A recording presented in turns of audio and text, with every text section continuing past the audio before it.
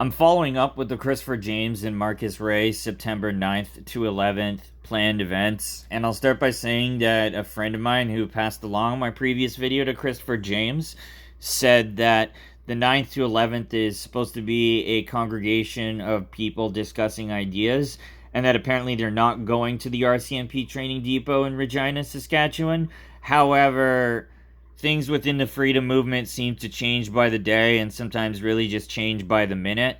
So I'm not entirely sure what's really up to date. So what I didn't address though in the previous video was that I stumbled on a Facebook comment on August the 4th, and this here is Jordan Fritz, who this comment belongs to, and it says, I have first experience with this group. They tried to entrap me, but I called them on it, and I have their weak attempt at backpedaling on recording.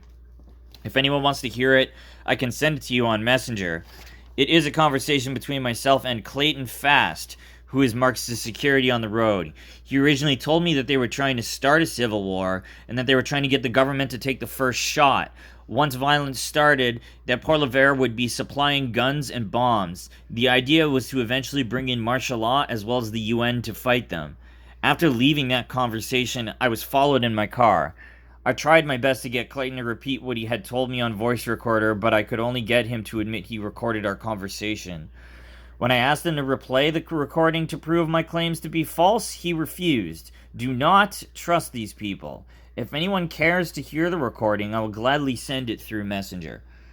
Okay, so I ended up messaging Jordan Fritz naturally, and I sent him a screenshot of the conversation there that I had just shown, and I show him that I have a channel. And to give some context to the recording, I ended up asking Clayton a little bit about what happened and how he got to where he was in this conversation that took place. And the conversation that I'm referring to is the one here where Clayton admits that he has Jordan on a voice recorder. Now, I asked Jordan how he met Clayton, where and when, and Jordan says he met Clayton back in March in Victoria, BC, and he had seen Marcus Ray about the day before, and Jordan ended up being at Malahat Gas, which is a gas station that does not put up with any of the coercive measures being taken. So Jordan was speaking to people there, but the only person he knew was the owner of the gas station. But nonetheless, he ends up mentioning that the rallies are going nowhere and that people are dropping lots of money. And out of the corner of the room, Clayton says, we got something more interesting going on, and cautions Jordan it might be a little dangerous. And Jordan says he'll hear him out, and Jordan takes business card from Clayton that's labeled Truth Media. So Jordan emails Clayton on March 19th, didn't hear from him. Jordan sends a second email on April the 12th, and Clayton responds. Clayton calls Jordan and sets up a date to meet, and they meet on May the 21st. So on May the 21st, when Jordan met up with Clayton was getting his hair trimmed at West Shore Mall, and Jordan waited for him, and then they go into Clayton's truck. And Clayton asked Jordan if he wanted to go for a walk and have a beer, and Jordan says he doesn't drink, but agrees to go on a walk. But nonetheless, they still just sat in the truck, and the conversation, unfortunately, between the two is not recorded. But Jordan asks Clayton what to do, essentially, right after being piled on a whole ton of heavy information in regards to getting the government to take the first shot, and that previous comment right over here that I had shown you. What happens is Jordan asks Clayton what to do next, and Clayton says to assemble a team. So Jordan leaves and drives home, and Jordan feels like he was followed because somebody was riding his ass really close and the whole way, and then sped past him as soon as Jordan reached the turnoff to his house. So nonetheless, I asked Jordan if he knows anything about Clayton's skill set, occupation, or role in this so-called plan. And Clayton says that he was special ops in the Canadian military, and that Clayton at one point was given a mission in the military to take out Justin Trudeau because he's a communist. And Clayton said his team failed because Justin Trudeau's security was way too heavy, supposedly. So when he spoke to Clayton in the car, I asked him about that and asked him if there were any groups involved in this so-called plan. And to Jordan's best of his knowledge, he mentioned Pierre Poilievre, which is mentioned in the recording I'll play. He mentioned the United Nations, as they were apparently supposed to force the UN in to bring in martial law, or to force in martial law to bring in the UN. I don't know which way around. And Jordan mentioned that there were retired and ex-police officers that were let go due to not putting up with the coercive procedures being taken, as well as ex-military and soldiers of Odin involved. So in the lead up to the conversation, what had happened was Jordan had spoken to somebody from Christopher James's team and realized that things weren't going anywhere. So he realized he needed Clayton to admit what he'd been told on May the 21st. And so on July the 14th, the recorded conversation occurred, which I'm going to end up playing for you eventually. And what happened was Jordan messaged Christopher James eventually and told him what was going on. And so Christopher James called Marcus, then Marcus called Clayton, and Clayton called Jordan. And then what happened was Jordan didn't pick up, but he returned the call, hence this recording that takes place. So after sending the recording to Christopher James, he didn't respond or say anything about it. I don't know if he's heard it. He most likely has, and he's probably most likely seen my previous video. Anyway, here's the recording I'll play for you.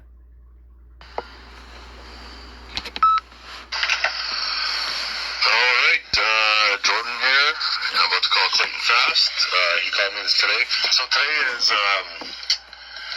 what is today? The 14th of July.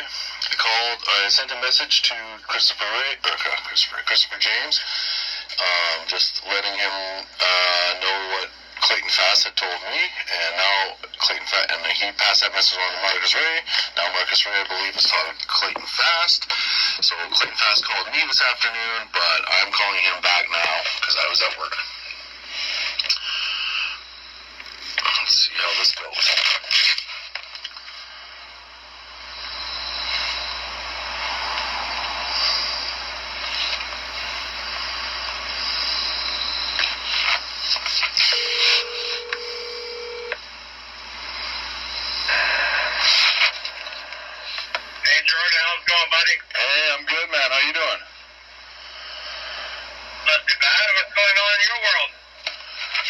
Just working.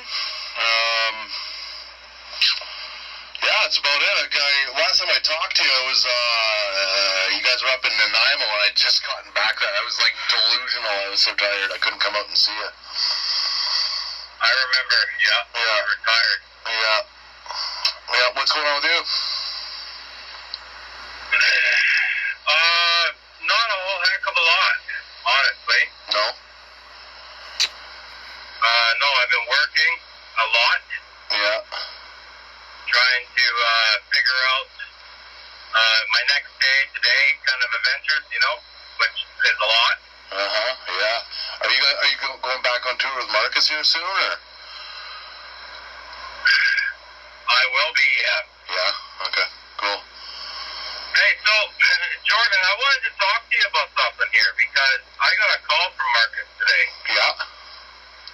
And he told me that he just got off the phone with Jordan Prince. I never talked to Marcus today. Not Jordan Prince. With Christopher James. Yeah. And he said a bunch of stuff that apparently I told you. You're right. That doesn't ring a bell that I've told you.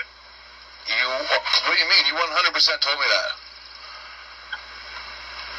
I think you may have taken that whole conversation out of context, my friend. So you're trying to say that you don't talk to Pierre Poilievre every day? Why the fuck would I talk to that guy every day? That's what you told me. You said you talked to Pierre Poilievre every day, and then you said... And even if I did, it was 2 months ago that we had that conversation, so why the fuck do you think I'm going to do that thing? So here's the thing. Yeah. I was trying to figure out Pierre at that time in my life, see if he was going to be a good candidate to take over. Now, when I said Pierre, I said Pierre's team. No, you said you talked to Pierre, and then you said Pierre's team. But then you also said that he was going to, you had bombs and guns and all kinds of shit. I never said any of that. Yeah, you 100% said that. Why would I? Well, I said, I told you we are building an army of constitutional sheriffs. And that's it. Not bombs and guns or any of that nonsense. Well, you told me to throw my pal. You told me to throw my pal in the garbage, right? Well, yes, you should, because you're not buying any guns either way. Right, I'm not buying guns. I don't have any guns, so it doesn't matter. No, it doesn't matter either way, because there's a gun freeze on. Right, exactly. I'm not getting any fucking guns. That's no problem. But this is what you told me, though, Clayton. You can't pretend like you didn't say that. Come on. I'm not pretending I didn't say a thing. I'm telling you, I never said that to you. Because I remember exactly what I said to you, and I had it recorded, and I listened to it. You had it recorded? I sure did. Okay, well, can you replay it for me then? I don't know why I have to. I don't understand what you're trying to do here. I'm just trying to get to the bottom of it, because here's the thing, Clayton. Right now, I don't trust a man that's going to phone another man and tell him that I'm saying this shit when I know for a fact I didn't say this stuff. Okay, so you expect me to... You don't think that I realized that you were probably recording our conversation? Of course it's recorded. You should damn well know that. I should know that. Why? I thought we were just having a civil conversation between two guys. Because I don't know who the hell you are, Jordan. I know you don't know who the hell I am, and that's why I thought it was pretty crazy that you told me that we're in a military operation and that Pierre Poilievre is... No, I never said those words. You 100% did, man. I never said those words. Well, then prove it. You're trying to put words in my mouth. Prove it. Prove it. This is why I've been avoiding your calls. You can't trust me, so why did you tell me all that stuff? If you've recorded it... I could have... Back up. If you've recorded it, then I want to hear it. You don't need to hear it. I do need to hear it. That's for me, because that's going to go out to the people that you talk to. No, listen. We're done. We're done. I don't want anything to do with you. I don't trust a thing about you. What I want you to do... You fucking do that from day one. So you record... Let me get this straight. You recorded our conversation. You didn't trust me from day one. That's why I recorded that conversation that we had. So, okay, so how did you record it? In your vehicle, right? You know what I think? Yeah, on my phone. On your phone, yeah. See, I think you're a cop. That's what I think. There's something about you. Fuck, I'm a cop. Yeah. Okay, you go spread that word. I'm not... Have you noticed I haven't said shit to anybody? No, you've been fucking saying shit. You go to Christopher James and you tell him this stupid shit. That doesn't make any sense. Doesn't make any sense. I agree it doesn't make sense because you know what? You fucking told me that shit. And I thought, what the hell is this guy talking about? I have nothing about fucking peaceful from day one. Okay, Jordan? From day one, Marcus and I have been nothing but peaceful. I thought we were putting an army together, a constitutional sheriff. You take that all contact, you start spreading your own words. You know what? Lose my fucking number. You know what? Don't ever call me. Why don't you just fucking play the... Why don't you prove... You don't have... I'm not giving you... No, I don't do that honor for fucking ignorant people like you. Ignorant people like me. I don't do that.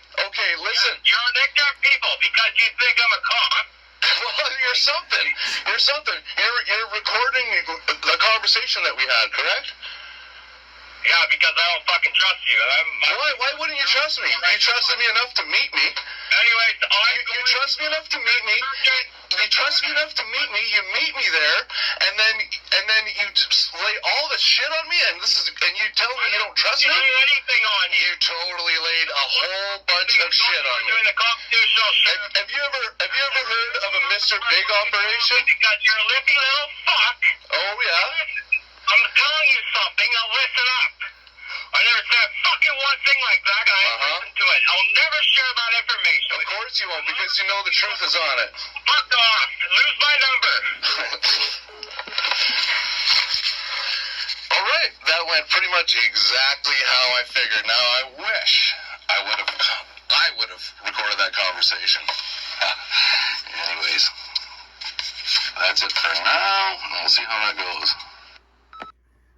Yeah, I have plenty of words about that one, but the main things I want to point out is that Clayton ends up backpedaling from apparently saying he didn't say Pierre, he said Pierre's team, and he also mentions that it was 2 months ago that he said he was talking to Pierre every day, and acts like Jordan shouldn't be assuming the same thing, as if he was doing the same thing 2 months ago. You'd probably assume someone's doing the same thing 2 months later, unless you're told otherwise. So, Clayton also claims to have this recorded and Jordan's conversation on May 21st, 2022, but refuses to play the recording more than once, and makes it look like Clayton himself, he definitely has something to hide. So if he doesn't, he should definitely show up and talk to me. I would definitely be more than happy to hear from him, Marcus, and Christopher James, and any other parties involved, soldiers of Odin, ex-military, and ex-police involved. Anyway, thanks for listening. This is probably the biggest story yet. Take care.